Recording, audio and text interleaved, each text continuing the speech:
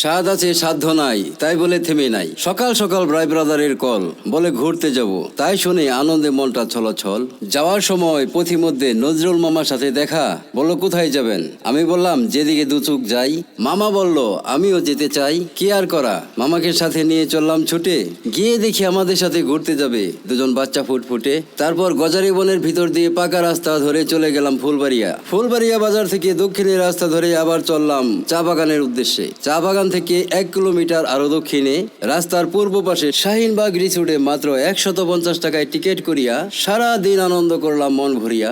অপেক্ষার সময়টা যেমন নাহি যেতে চাই, আনন্দের সময়টা তেমন দ্রুত চলে যায়। আমাদের সাথে যারা ছিল তারা সবাই ছিল ভালো মনের মানুষ, না করিয়া কাবজাপ। পার্কে পুরোটা সময় মেতেছিল হই হুল্লোড় আর আনন্দে, দিয়ে পানিতে লাফঝাপ। এভাবেই কাটলো ঈদের পরের দিন আমাদের। তাই আমাদের মতো যদি অল্প পয়সায় বেশি মজা করতে চান, তবে আপনার মনের সাথে মিলে এমন কিছু মানুষ নিয়ে কাছাকাছি কোথাও ঘুরতে যান। পরিশেষে সবাইকে বিদায় দিয়ে আমি আর মামা সহি সালামতে ফিরে এলাম। লোকে সত্যিই বলে মামা ভাগিনা যেখানে, আপদ নাই সেখানে।